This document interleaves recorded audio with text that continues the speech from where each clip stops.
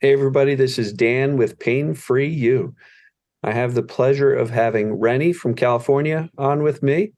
And Renny reached out to me and said he would love to share his success story with the viewers out there in my community. And I'm always eager to do that because everybody's got a different story, but they all end up being insightful learning opportunities and, frankly, inspiring to people who are kind of in the thick of it. So, Renny, thank you. I really appreciate you being willing to do this. And, why don't you take me on a little journey? Tell me what you've dealt with, when it started, Sure. and we'll kind of let the conversation evolve naturally from there. I don't have a checklist. I don't have a outline that we have to get through. So, Sure. why don't you just, as if we're two friends sitting down and you're telling me your journey with chronic pain? Sure. Thank you.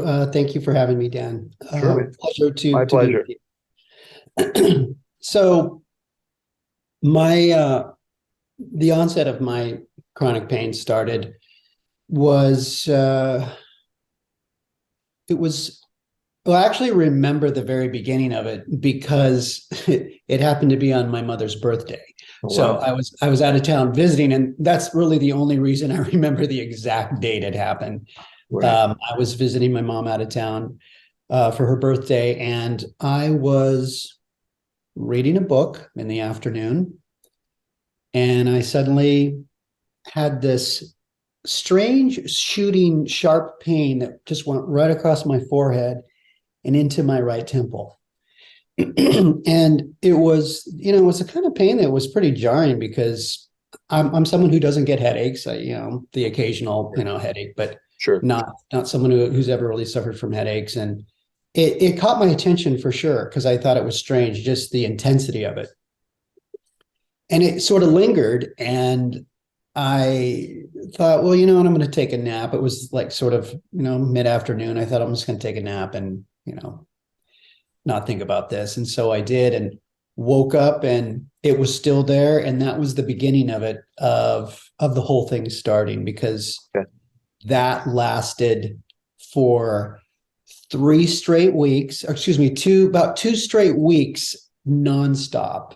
And when I say nonstop, I mean literal 24/7. Like If even middle of the night. if I rolled over in my sleep to turn the pillow, it was there. If I got up to use the restroom, it was there. When I got up in the morning, it was there. It Yeah. was the way I would describe it, it was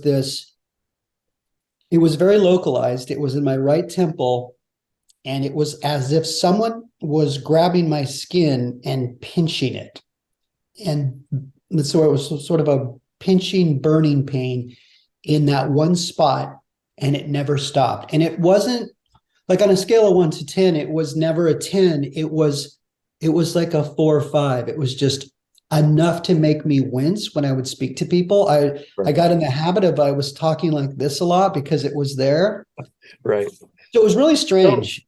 question, would you actually term that a headache or would you call it like pain in the head? Because headaches are Yeah, I totally would call it head different. pain. I think the better term, it was head pain.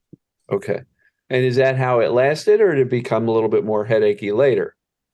It would kind of go back and forth a little bit, um, because I mean, I was describing it as a headache at the time because, Well, it is on your head, so yeah, and I could feel it really in there. And then sometimes I was like, it's right under the surface of my skin. And, like, it was just sure. this really strange sensation.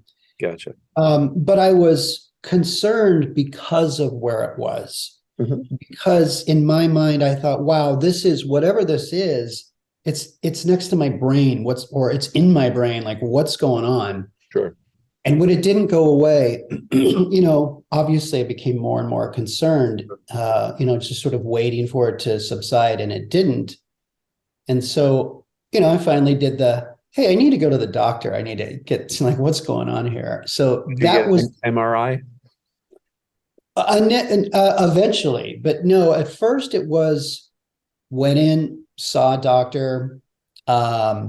She gave me a real quick sort of neurological test, and because of course I'm thinking, well, hey, should I be worried about this? I've got this headache and it's been there for over 2 weeks and it's not going away.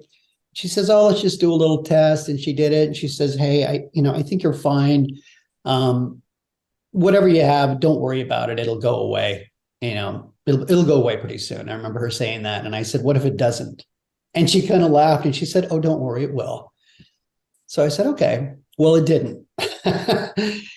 And then I became what was your fear and attention level on it at this point? I know it was always present, but how much fear was being generated by this discomfort, and how much were you paying attention to it? And always, is it still there? Is it still there? Is it still there? 24/7. It became all consuming. It became my identity. Okay. And looking back now, I can say I did everything you shouldn't do. Well, I always say that attention and fear are what takes a one-time thing and makes it persistent.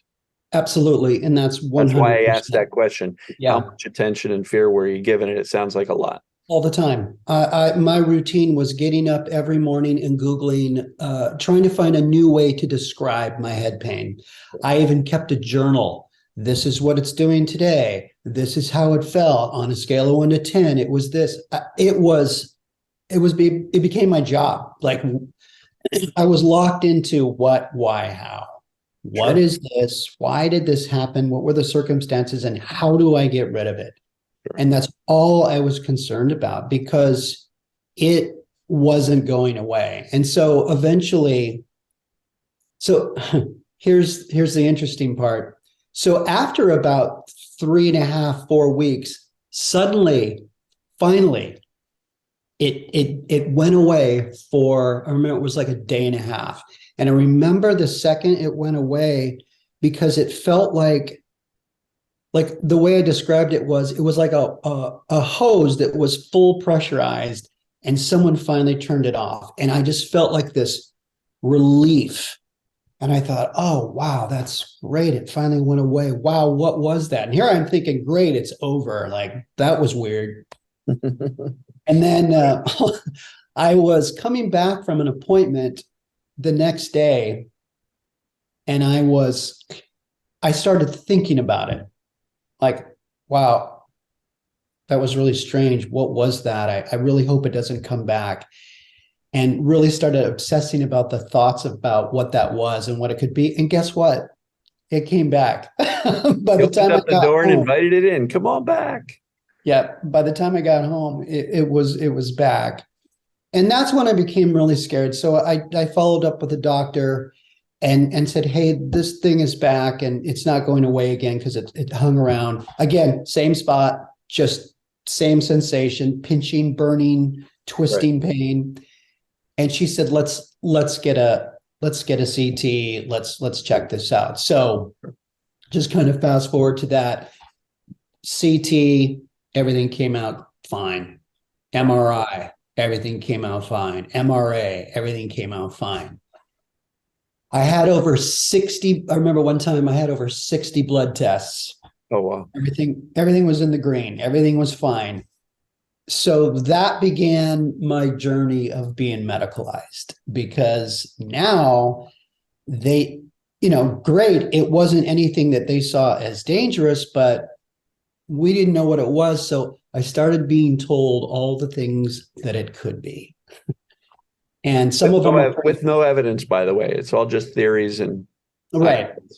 And it was, some of them were pretty scary. Like they threw out things like daily persistent headache. You have this thing. You have this. Can I say time out right there? Yeah. Daily persistent headaches is not a medical diagnosis. It's a description of what you are experiencing.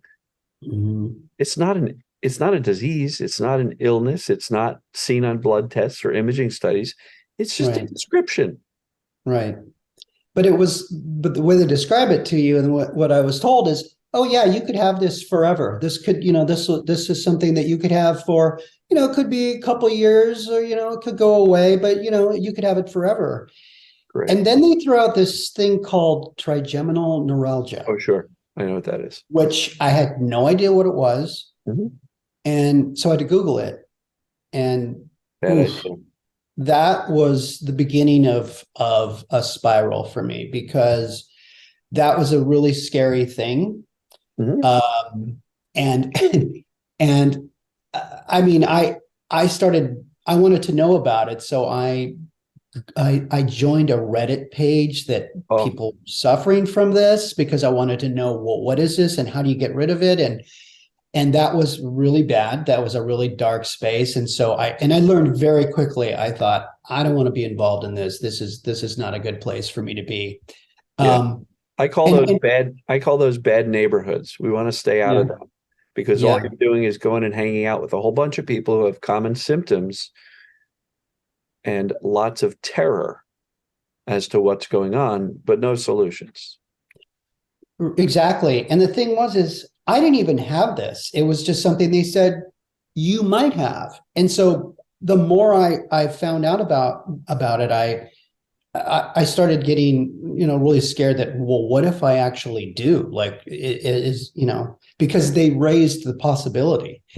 And so I got out of that page very quickly, and I was trying to be logical about it, because doing some research on it, first of all, it's extremely rare. And then they told me the type I had was type 2, which is even more rare. And the type 2 is something that is, this lingering, ever present pain that, just doesn't go away. So my logical brain was thinking, this doesn't seem like something I don't think I have. This seems so rare, but I have something and I don't know what it is. So I was opened up to all these possibilities. And like I said, so that kind of led me to a neurologist, and she also floated the possibility of all these things: daily persistent headache, trigeminal neuralgia, some sort of artery thing going on in my head. And then she put me on this drug called carbamazepine, I believe, if I'm saying it correctly. Yeah. And what it is, it's a drug for epilepsy. And I remember her saying, she said, I want to blitz this thing with all these different medications because I want to see what works. So I went from a guy who, I'm really into fitness, and I'm kind of really into my health, and I was proud at the time to say I'm not on any medications, and I'm trying to eat right and do my exercise and all those things. Suddenly, I was on this drug that you had to taper, and you had to, and this was something that she told me that I might have to take for the rest of my life. Or she told me I would have to take it for the rest of my life if it was going to help. And at the same time, the other doctor's given me all this migraine medication that never worked. And suddenly I went from someone who had zero medications in my medicine cabinet to I had a whole drawer full of all these different drugs that I was supposed to take, that I should try: muscle relaxers, this, that, and the other. And I was just thinking, wow, how did I so quickly become this person? Like, this is who I am now. And yeah, so that's when I was in the thick of it. Sure.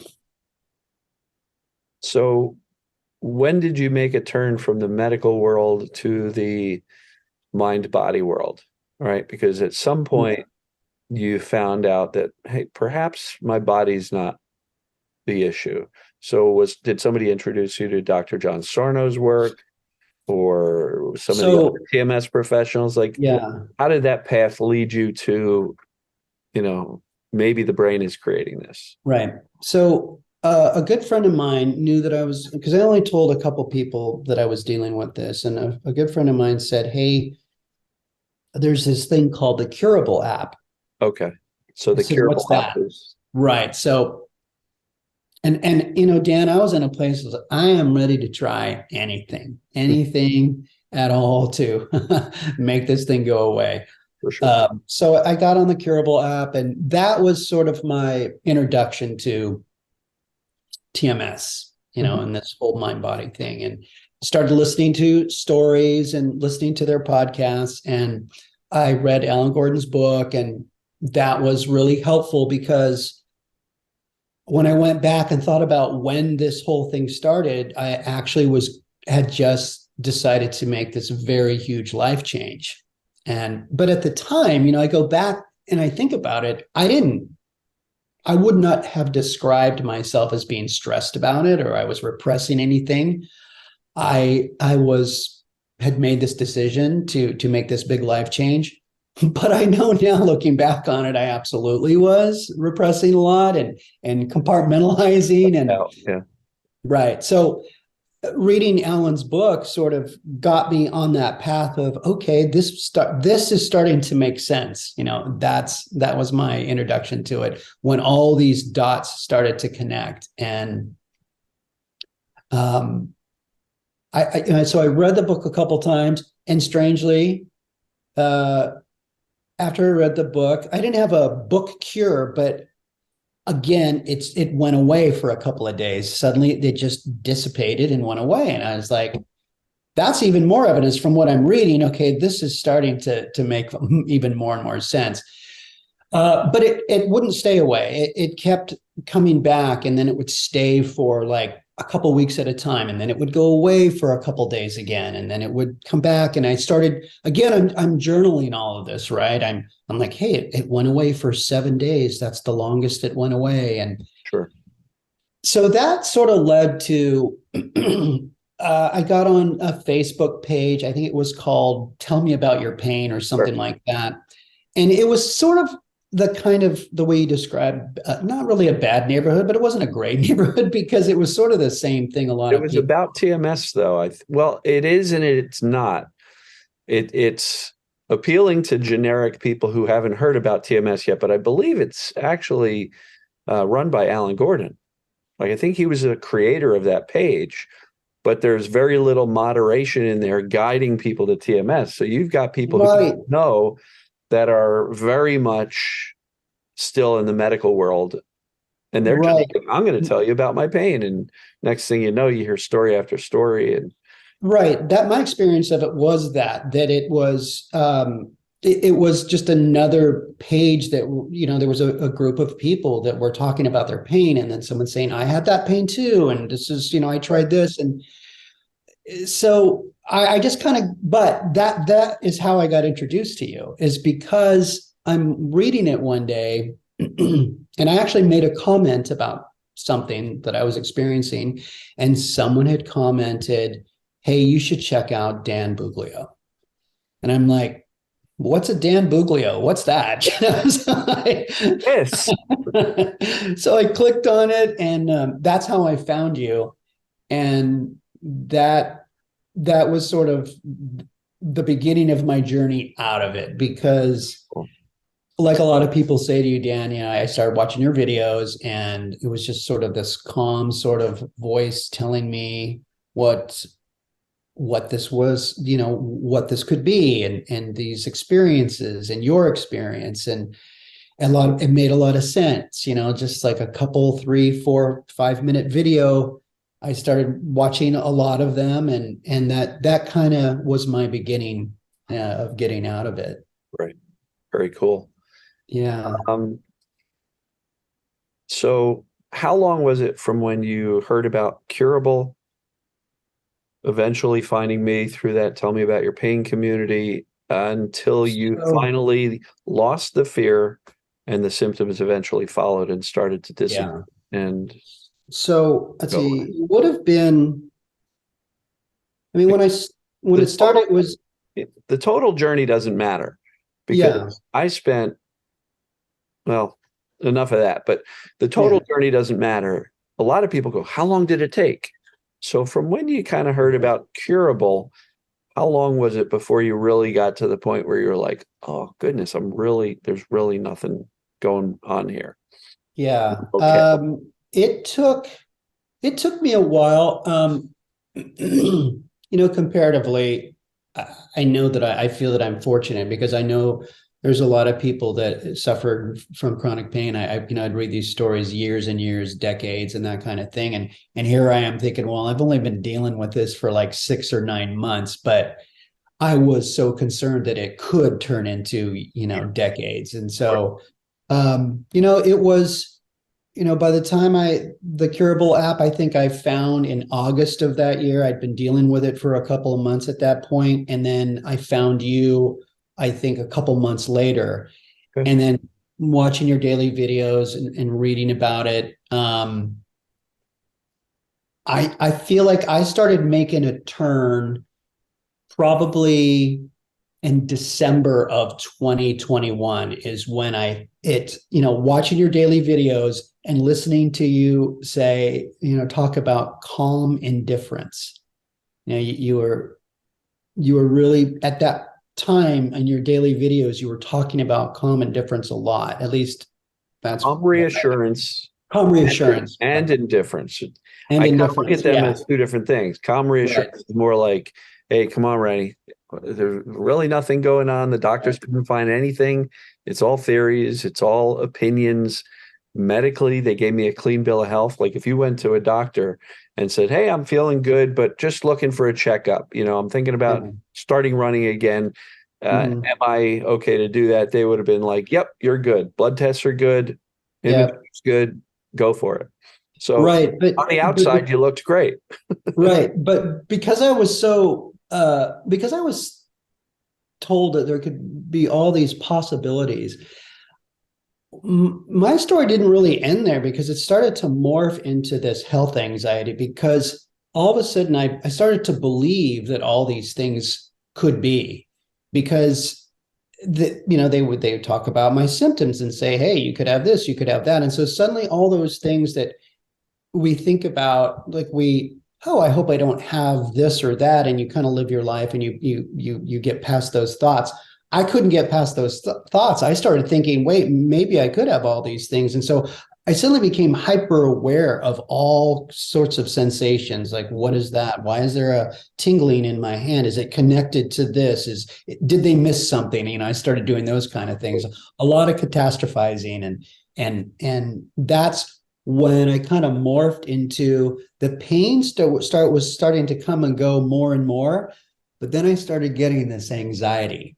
Mm-hmm. And that became a real struggle because I had never experienced anxiety before. I intellectually knew what it was, but I had no idea what it really was. And I feel that word gets tossed around very casually. Oh, I had anxiety about this or that. No, true anxiety, people that suffer from it, it's a whole different animal. And that was that was that was just as tough, dealing with the head pain at first, and then started to subside, and then it morphed into this anxiety that I was dealing with again 24/7. And this went on for a couple of months where my hands and my body was trembling nonstop.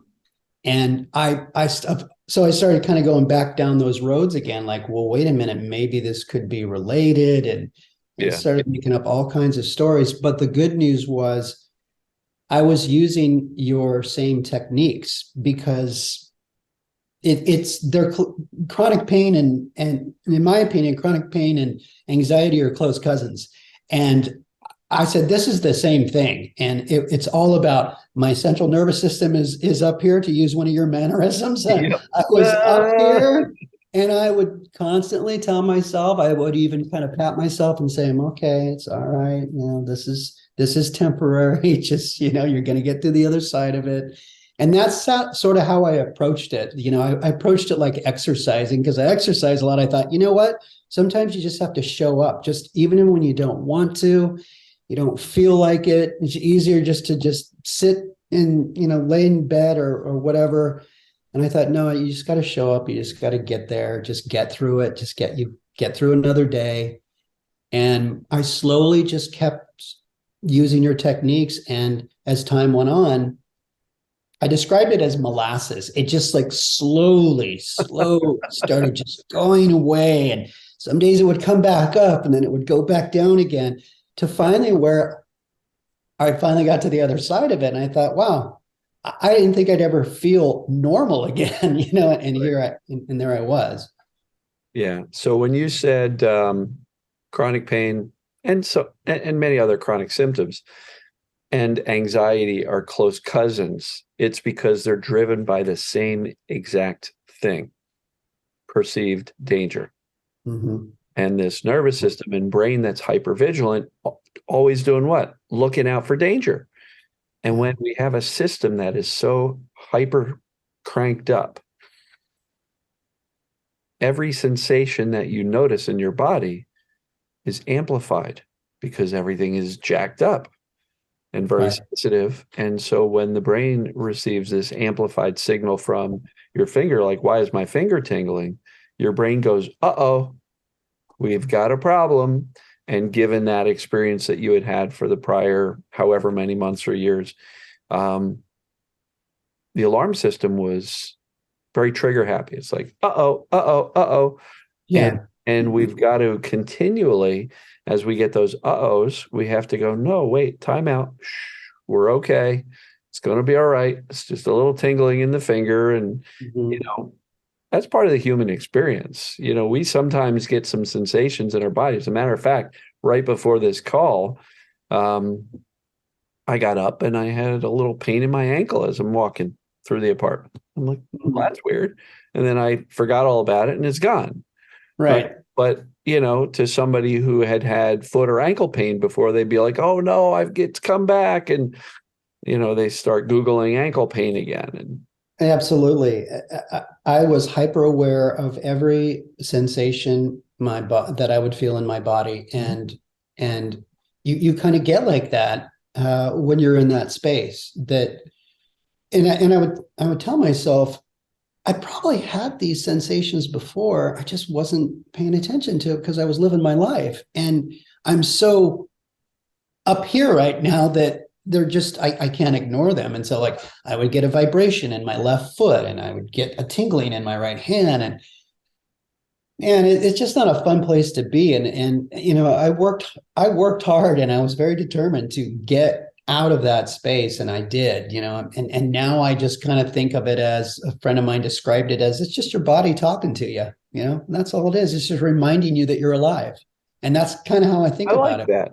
Yeah, because we all, as you've described, normal abnormalities, or how it's been described before, and that's kind of the way I think about it. Is this is just your body talking to you, letting you know that you're alive. And because we all feel something as we live our lives throughout our day, we just don't want to focus on them, you know, because Yeah. they're mostly nothing. Yeah. And I see that time and time again for people who have kind of gotten through this journey. Um, if some symptom should show up again, a new one, as long as they stay away from the all-consuming fear and freak out and attention, these things pass very Yeah, quickly. yeah, And I've told the story, I'll share it here. I mean, you know, I guess I had pain for 13 years and I've been pain-free for 12 to 13. I don't even keep track of the years and months. yeah. Just not important, but it's been a long time that I've been chronic pain-free. But in that 12, 13 years that I've been chronic pain-free, I've had a few episodes of back pain, which was my go-to spot for my brain, and Mhm. never lasting any more than a week to 10 days. Yeah, And I just had one, 3, 4 months ago after my mom's stroke and having to right. go sit in the hospital in the rehab center and spending, 30, 40 hours a week doing that while still trying to run my business. And, so it was very stressful. So when I started to feel the back pain, I didn't go, oh, it's those uncomfortable chairs in the rehab facility. I was like, yeah, this makes sense.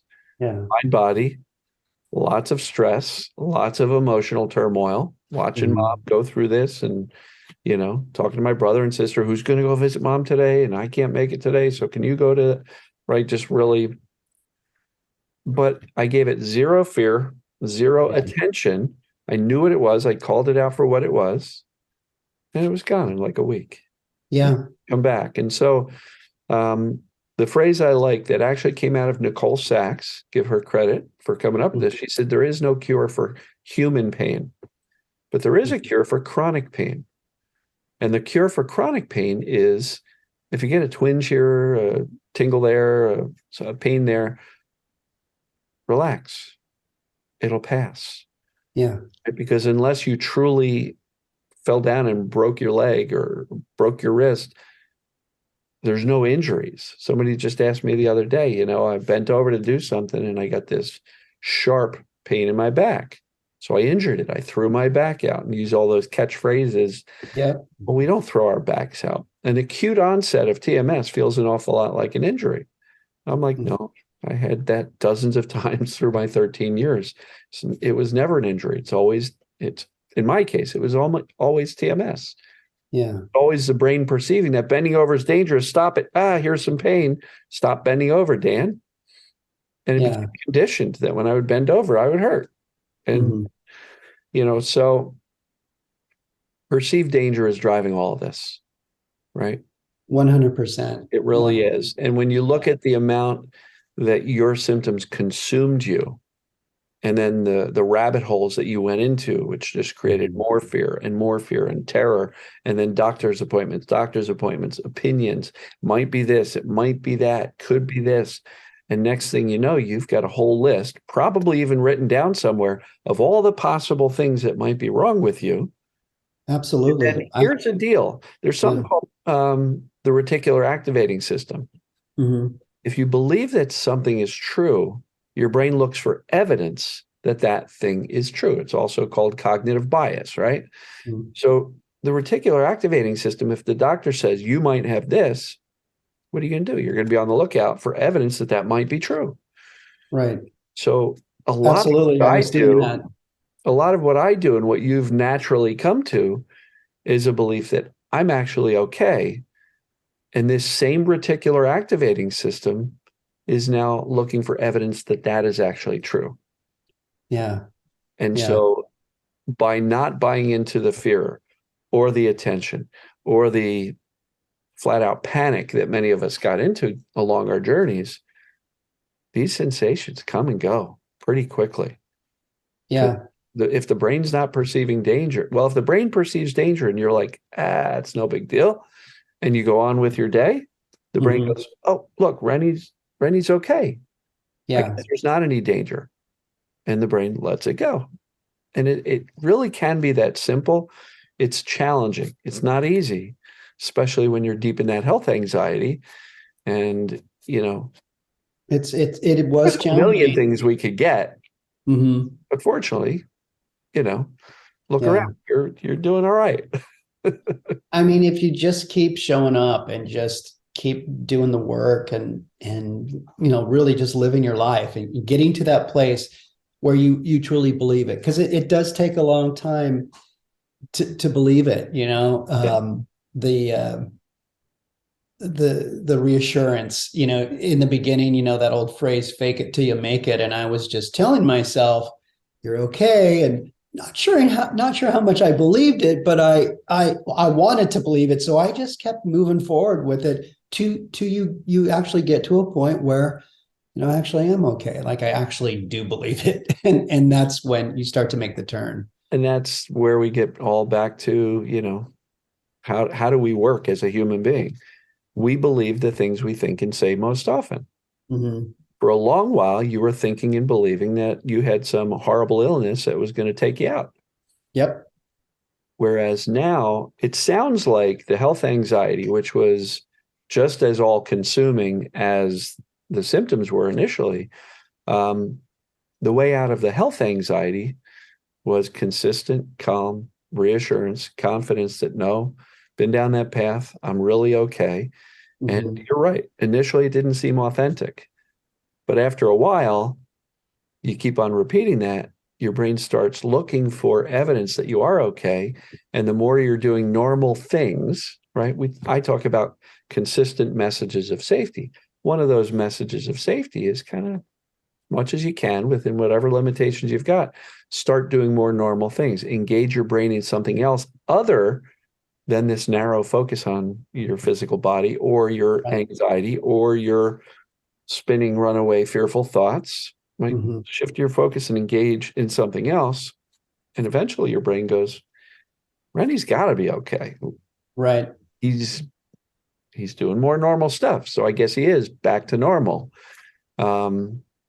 So that's wonderful, man. And that health anxiety, I'm glad you touched on that, because um, an episode of TMS, what I call perceived danger pain, and the ensuing medicalization and all-consuming focus that it brings so many of us, uh, even once we can have the symptoms turn off, we're just left with this feeling of, uh-oh, what's next?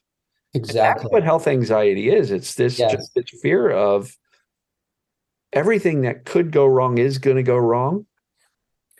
And the way out of the health anxiety wasn't that much different than the way out of the symptoms of No, the pain. it was the same. I just remember being just locked in it and just feeling like a prisoner of this thing that happened, and just using the same techniques of calm reassurance and my brain, you know, seeing that I'm okay, like living my days and going, well, it's been a week and I'm still here. Like there's my brain is getting evidence that I'm okay, Absolutely.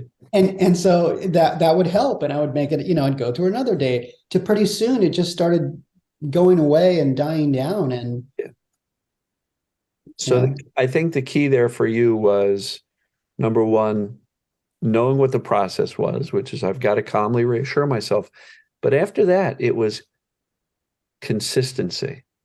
mm-hmm. Because had Absolutely, you said for 2 days, I'm okay, I'm going to be okay, but then on day three, you freaked out, went into a complete panic, and then the next day you were like, let's get back on track, I'm safe, your brain would be right, going, you want me to believe you're safe now? What was yesterday all about? You were in a panic. right, So consistency of the message really, really matters. And I have people who are very impatient and they're like, Dan, I'm doing what you say. yeah, And I'm like, yes, you may be, but are you doing it consistently, or are you still finding yourself, panicking and freaking out? And they're like, oh, yeah, I do still freak out pretty often. I'm like, okay, so yeah, freak out less, calmly reassure more. This is a process. It's not a light switch. We can't just turn off the fear like that, but we can gradually send the right messages to the brain, teach the brain, because what we're doing here is we've got a reluctant, scared subconscious brain. And the way we teach the subconscious is with a consistent message from the conscious brain. mm-hmm. And you've done that. You've done it perfectly, because and your Yeah. journey I is very was very similar. determined. Symptoms go away. Anxiety, and some people describe it as crippling anxiety. I And what I try you not to do that. fortunately you connected and said, okay, anxiety's still another symptom of the same thing. In my opinion, perceived danger is driving it all. The Yep. brain saying, uh-oh, bad things are happening. And the Mm-hmm. brain and the nervous system stays vigilant. And when you're in that state, you have two things going on, which creates that health anxiety. You have the adrenaline and cortisol, which is the stress response. And if you're always in a panic, guess what? You're going to have a lot of adrenaline and cortisol pumping. So we have real physical sensations of Mm-hmm. anxiety, the fast heart rate, the weird Oh, stomach, yeah. the trembling, like you talked about, so there's a lot of legitimate, real sensations as a result of that stress response and the flood of stress hormones. But at the same time, those stress hormones feed what?